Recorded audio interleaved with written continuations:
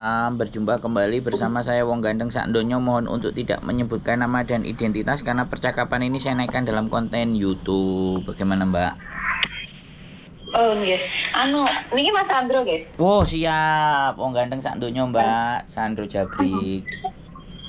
Oh, aku sering dengerin kontennya sih, makanya aku pengen tanya gitu. Oke, terima kasih. Mas, aku pengen tanya, ini nggak ada masalah sih sebenarnya, cuman mau tanya, itu seandainya mau cuti ke Indo ya, seandainya pakai Singapore Airlines, itu kan transitnya di Singapura. Siap.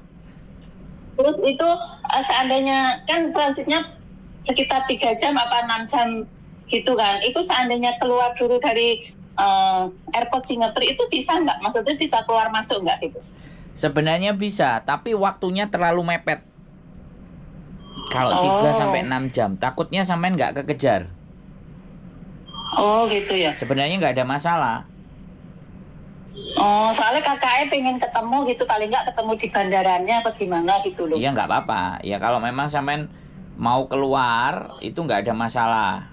Menurut saya, sampean tunjukkan di border, sampean tunjukkan mau ketemu saudara, terus ini tiket saya, penerbangan lanjutan. Soalnya begini, Mbak. Singapura antara perjalanan sampean turun dari Hong Kong kemudian nyari tempat transitnya terus ke port yang sampean akan tuju, itu kalau sampean waktunya mepet-mepet nggak kekejar itu. Saran aku begini, kalau memang sampean mau memaksakan keluar, sampean cari dulu kira-kira penerbangan jadwal di 4 jam atau 3 jam atau 6 jam sebelum sampean berangkat itu sampean sudah tahu gate-nya. Sudah hafal tempatnya gate. Dari gate itu cari nanti yang exit imigrasi yang lebih dekat dari gate-nya. Oh, tambah ribet ya. Loh enggak, makanya enggak gini, sebentar. Sampean tak kasih tahu caranya kalau sampean mau maksa mau keluar, bisa dipahami enggak? Kalau selisih sampean itu sekitar 12 jam atau lebih dari 12 jam, itu sampean keluar tidak menjadi persoalan. Nah, masalahnya adalah sampean hafal enggak apa terminal Singapura? Singapura terminalnya ada 3, 1, 2, 3 gitu loh.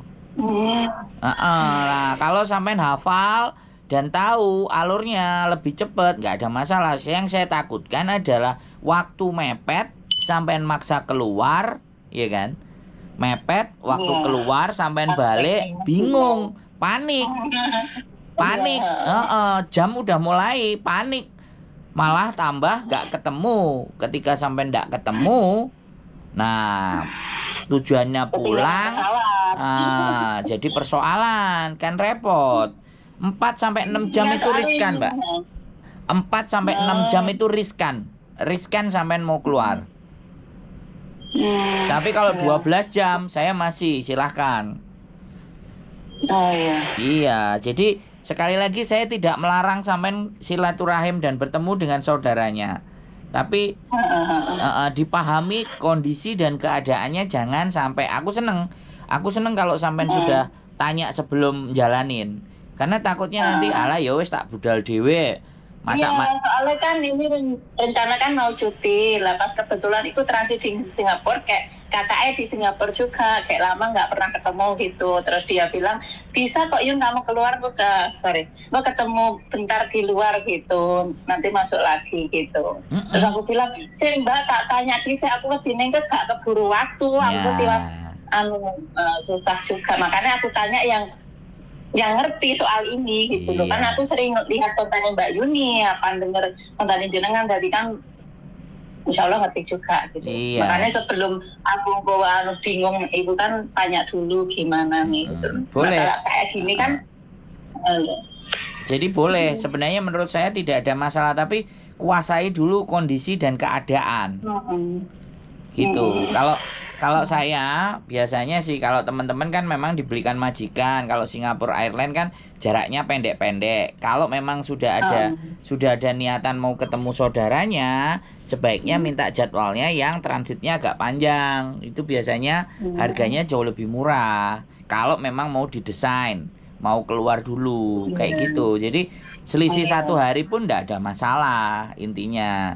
Malah bisa keluar ya. Kalau selisih Malah sehari nggak bisa jalan-jalan di Singapura gitu ya. Nah, makanya kalau kayak gitu boleh. Saya juga kayak gitu, Mbak, besok karena kemarin besok Kemarin nggak ada rencana mau ketemu lah. Terus aku kirim tiketnya, terus dia bilang tuh, awakmu ikut nunggunya 6 jam loh Yun. Sorry nyebut nama. Nunggunya 6 jam daripada awakmu cuma tengah-tengah nang jero metuwe dilut gitu. Terus tak petui gitu. Terus aku sehingga tak tanya dhisik aku gitu, malah aku kok betiku nek ketinggalan pesawat gitu. Makanya saran yang terbaik dari saya adalah setelah sampean turun, sampean lihat di TV bahwa penerbangan berikutnya sampean jam berapa, gate-nya sebelah mana. Gate-nya terus pintunya nanti mau pakai pintu yang mana. Karena maskapai sekali lagi kadang-kadang merubah gate itu suka-suka dia. Makanya kita harus rajin-rajin ngelihat yang ada di TV. Bisa dipahami kan, Mbak?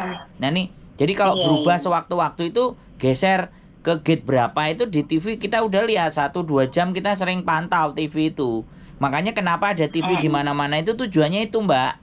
Jadi untuk perubahan-perubahan gate itu biar cepat, biar manusia-manusianya itu nggak banyak yang terlambat.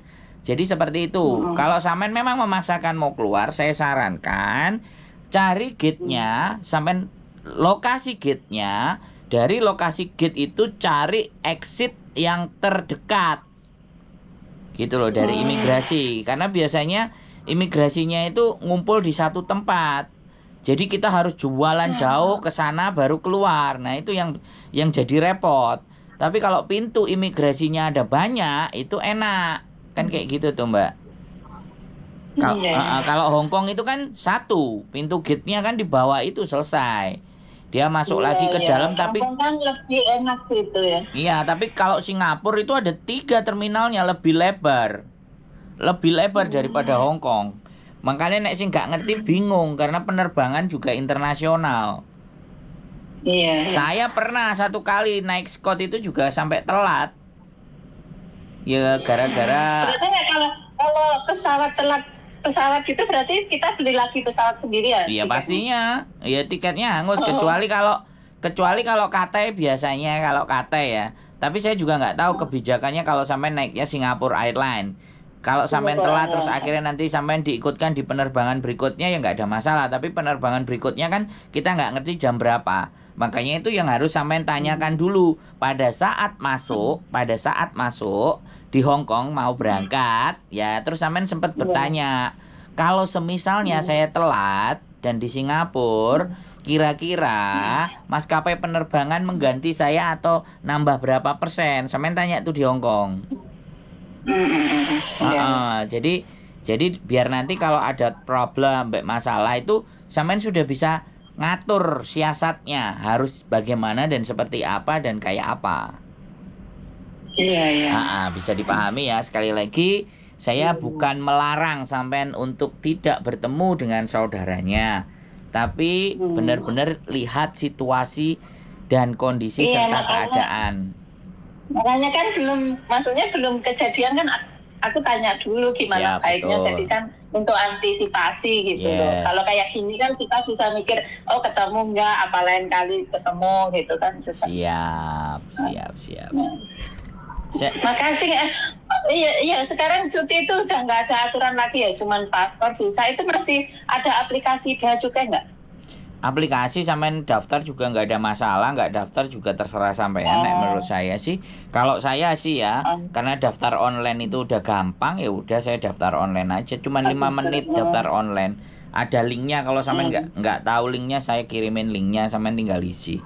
Jadi nggak usah dipermasalah dengan hal-hal yang sebenarnya nggak ada masalah gitu, paham kan? Teman-teman itu karena hebohnya duluan gitu, nggak mau nyari tahu gitu loh. Aku setiap konten jenengan apa Mbak Yuni ku mengikuti, jadi aku ngerti ini kasus apa gitu kan, kita sendiri juga harus belajar gitu. Betul, makanya sebelum melakukan kan telepon dulu ini salah satu memang dampak dari ketika sampai nonton terus ragu, terus memastikan, terus bertanya. Nah, itu aku seneng. Jadi biar nanti kejadian nggak kita ditelepon terus mari kejadian ya keker, aduh pusing. Lah ternyata itu banyak teman-teman yang bermasalah, maksudnya Iya, kayak gini, jadi kan betul. jadi kita juga belajar berantisipasi gitu. Betul. Siap kayak gitu, Mbak ya. Ada lagi yang Teman-teman ya, Mas Sandro. Oh, nggih, Ini siap. sampai- Semoga perjalanannya baik-baik saja. Safe Iya, flight, amin. ketemu keluarga. Saya Iya. juga pulang kok nanti Iya. tanggal 23. Oh, saya 25. Nah, berarti duluan Cuma saya. seminggu tapi Duluan saya nyampainya Indonesia berarti. Oke. Iya. Siap. Mas Sandro. Nggih, derakan, Mbak. Matur sembah nuwun. Yuk, bye-bye. Oke teman-teman, nah ini yang saya seneng ya. Jadi diskusikan atau kita obrol dulu apa yang mau diambil keputusannya, dan kebetulan ini keangkat. Nah, sekali lagi terangkat. Kalau nggak diangkat, coba telepon. Jadi harapan kami itu teman-teman itu sebelum ibaratnya mau menjalankan sesuatu itu, kalau misalnya mau tanya-tanya dulu, mau diskusi dulu, mau sharing dulu kira-kira apa yang akan nanti diambil dan kendalanya apa, masalahnya bagaimana. Kalau mempercayai saya untuk diajak bicara ya oke, tapi ya pastinya saya akan masukkan ke dalam konten, karena permasalahan kalau kita menjadi orang yang pintar adalah kita itu belajar dari masalahnya orang. Ya sekali lagi, kalau kita pintar itu bukan belajar atas kesuksesan orang lain gitu loh, tapi salah satunya adalah kita belajar dari kesalahan agar kita tidak melakukan hal yang sama, atau setidaknya kita bisa mengantisipasi bagaimana kira-kira kalau permasalahan itu muncul dan ada dalam diri kita. Keep stay tune my YouTube channel and see you next video. Bye bye.